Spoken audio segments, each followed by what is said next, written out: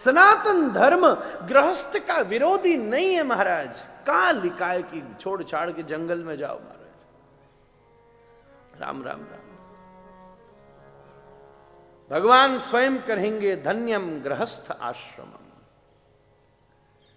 पर आवश्यक चीज है वो गृहस्थ जिसमें बड़ा स्ट्रांग वैल्यू सिस्टम हो, जहां भोजन के साथ साथ भजन भी हो, भ्रमण भी हो, विश्वास भी हो, एक दूसरे के प्रति। एक घर ऐसा होता है, एक वस्तु आ जाए महाभारत हो जाए, एक घर ऐसा भी होता है एक वस्तु आ जाए दिवाली हो जाए।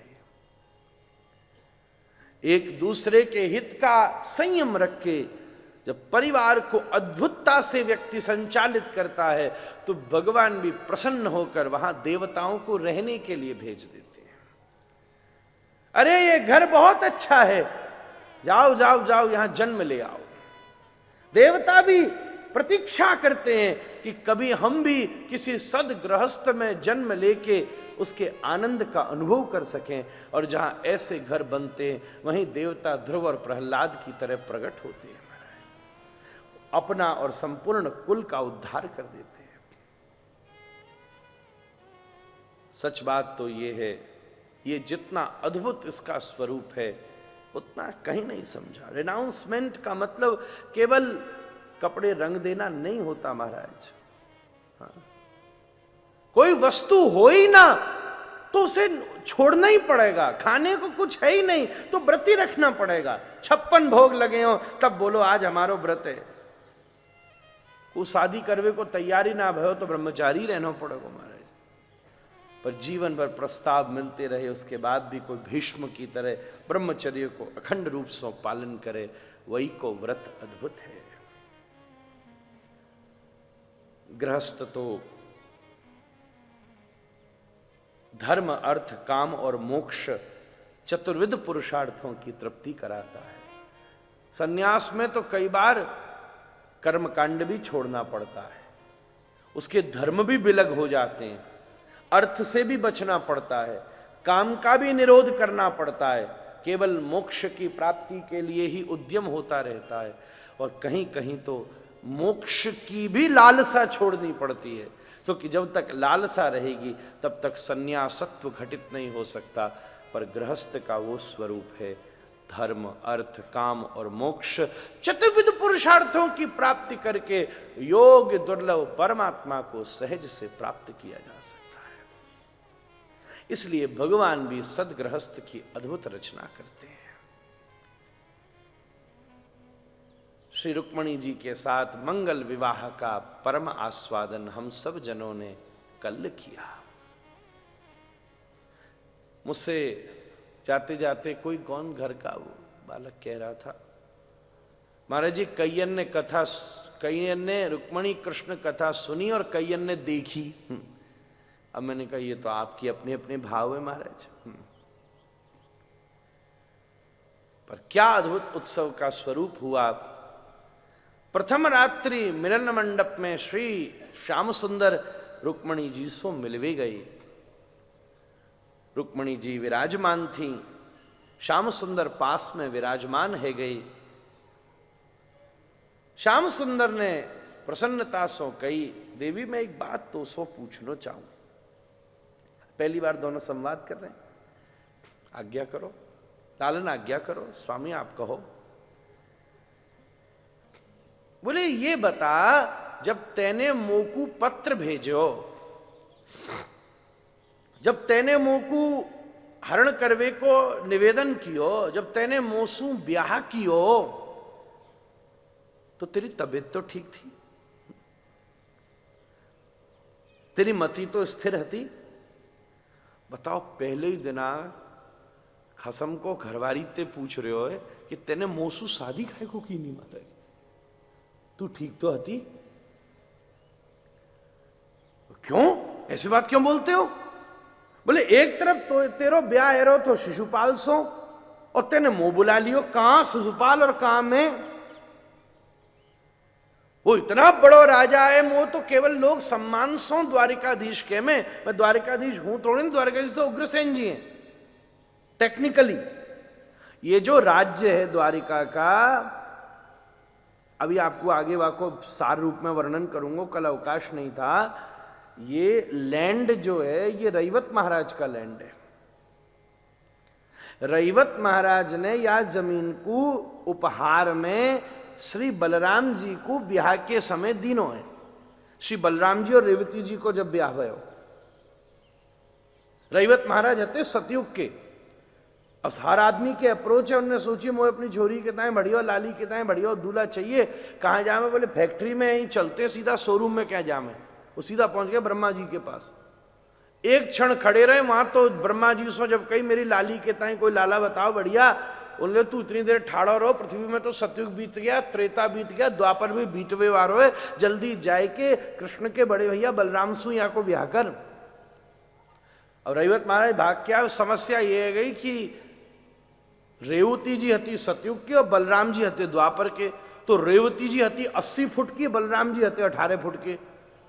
बताओ, पत्नी को मोड़ो देखवे के ताई फायर ब्रिगेड बुलानी पड़े महाराज। पर इनके पास तो हलधर है, हल खींच के ऐसो झटको दिनों की रेवती जी बराबर की है गई महाराज। कोई भी बड़ो होगो तो कैसे काम चलेगा? काई को भी मन, काई की भी बुद्धि, काई की भी विचार जब तक समान नहीं होंगे तब तक वो समधि कैसे होंगे? समधि, धी मतलब बुद्धि। जिनकी 100 बुद्धि है, जिनको 100 विचार है, जिनको 100 आचरण है, 100 जिनकी सोच है, वासु समधि के में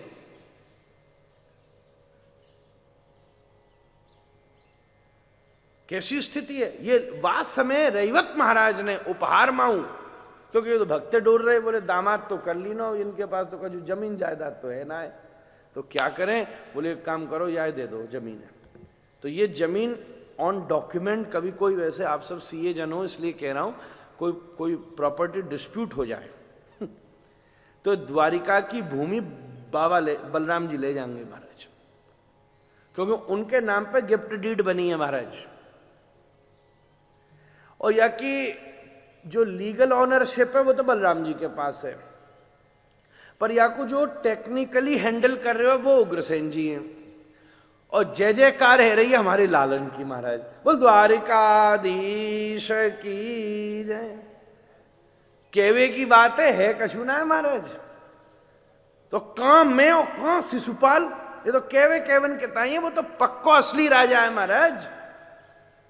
देखो क्या दिखवे में सुंदर हतो, मुंह तो वैसे बचपन से सबरे कार्य कर उठे केतुरे में।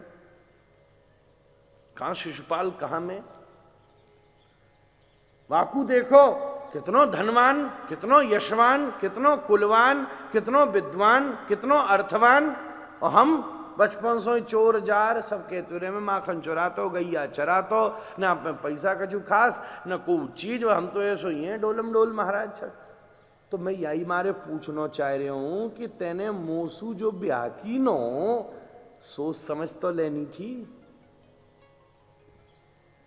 रुक्मणी जी तो बेहोश होके जाए पड़ी महाराज। सखियां सब परिचारिकाएं दौड़ी महाराज जल लेवे के ताई। ठाकुर जी ने पीतांबर झलो, अरे उठो उठो उठो उठो उठो।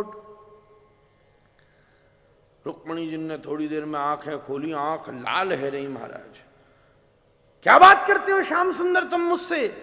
ये बात कहते समय या समय तुम्हारी मति स्थिर है महाराज? त्वकस्मश्रु रोम नककेश पिनद्द मंतर मांसास्ति रक्त कृमिबिट कफवित्तपातम जीवक्षमम भजति कांत मतिर विमूढ़ा याते पताब्ज मकरंद मजिग्नति स्त्री।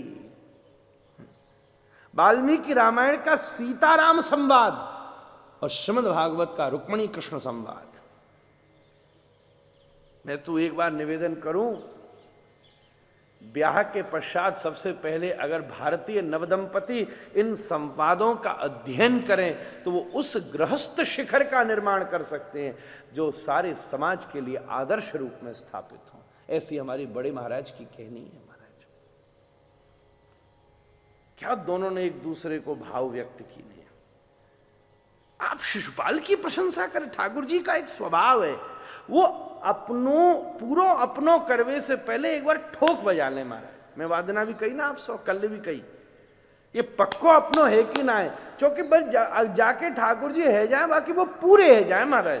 भजतोन भजनते एक एक एकद्वपर्ययम नो वयांश भजनते को एकन्नो पुरुषादवो। वास्तव में रास में चर्चा की नहीं है। फिर तुम जो बोलोगे अहम भक्त पराधीनो, पराधीनो तू कह दो बैठ जा तो बैठ जाऊंगा, ठाड़ो रहे तो ठाड़ो रहूंगा, डोर तो डोर, पीछे तो पीछे, आगे तो आगे, जो कहेगो वो करूंगा, फिर तेरे अधीन हूं मैं। तीनों लोक को नाथ सब तेरे अधीन। आवे ना, राधे तू बड़भागिनी कौन तपस्या कीन, तीनों लोक तारन तरन सब तेरे अधीन।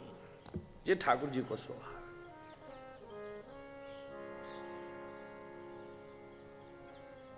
कहां शिशुपाल और कहां आप? शिशुम लालयती पालयती शिशुपाल। ये जो शिशु मतलब इंद्रियां, ये इंद्रियों को मात्र लालन पालन करवो जाय को उद्देश्य होवे, या शिशुपाल के चक्कर में फंस के क्या इंद्रियातीत गोविंद में तुमको छोड़ देती महाराज। ठाकुर जी इंद्रियातीत जन है महाराज। भगवान को स्वरूप वैसो ही है महाराज, पर श्री ठाकुर जी इंद्रियाबद्ध स्वरूप वाले ना है महाराज। अखिल रसामृत सिंधु सार विग्रह। एक साधु एक घर के पास से निकस रहे हो और भीतर से आवाज आ रही, मैया मैं तो हाथी खाऊंगा, मैया मैं तो ऊंट खाऊंगा। साधु ने सोची कमाल है भैया, ऐसे बालकन को तो दर्शन करना चाहिए। घड़ी में सवेरे के 9 बज रहे हैं, अगर नाश्ते में हाथी और ऊंट खाते हैं तो लंच में तो यानी का खा जाएंगे महाराज। दरवाजा खटखटायो, मैया ऐसो बालकन को दर्शन करा जो हाथी ऊंट खावे। वो बोली बाबरो है क्या बाबा, हम वैष्णव घर के प्याज लहसुन तक को प्रयोग ना, तो हाथी ऊंट की बात कर रहे हो? अरे हमने अपने कान से सुनी है। अरे रे तू ऐसो भूर है गई, कल दीपावली में लक्ष्मी जी को पूजन होता तो मिस्री के मने हाथी उठे जे, भाई के ताई ये बालक लड़ रहे हैं, कोई जंगल के ना है। और वे तो भूल है गई भैया, वो जो मिस्री को बने वाको नाम भी हाथी उठी होवे, और जो जंगल में डोरे वाको नाम भी हाथी उठी है। पर दोनों में बहुत फर्क है। वा में रक्त मांस मज्जा है, वहाँ में लोकैषणा वित्तैषणा यशैषणा है, पदैषणा भी है, वहाँ में काम क्रोध लोभ मोह मद मात्सर्य भी है। पर ये जो मिस्री को बनो है, या में न लोकैषणा है, न वित्तैषणा है, न यशैषणा है, या में न क्रोध है, न काम है, न लोभ है, न मद है, न मात्सर्य है, न या में अहंकार है, या में कछु ना है कि पूंछ खाओ तो मीठी, या को मोह खाओ तो मीठो। ऐसे ही दिखवे में एक सामान्य छोरो भी 2 ही हाथ पाम आंख नाक कान को लगे, और हमारो राधा रमण भी वही 2 हाथ कान पान आंख को लगे, पर दोनों में बहुत फर्क है। सामान्य बालक केवल इंद्रियाबद्ध जीव है, पर राधा रमण इंद्रियातीत परब्रह्म है महाराज। इनके स्वरूप में बहुत फर्क है। त्वकस्मश्रु रोम नख के शपिनद्धमंत। आपको वो शिशुपाल जाकी सुंदरता, जाकी बस केवल त्वक, त्वक के में खालसू त्वचा, स्मश्रु रोम नख केश। आज सुंदरता यही जगह तो टिकी है महाराज। बाल कैसे हो भैया, बड़े बड़े हैं महाराज। अरे हम तो बाकी बाल पे मर गए, अरे हम तो बाकी चाल पे मर गए, अरे हम तो बाकी खाल पे मर गए, अरे हम तो बाकी माल पे मर गए। जो इन पे मरे वो मरी गए, जिंदा तो वही हैं जो केवल जशोदा के लाल पे मर गए महाराज। और तो सबरे मरे मराई से ही बैठे पे।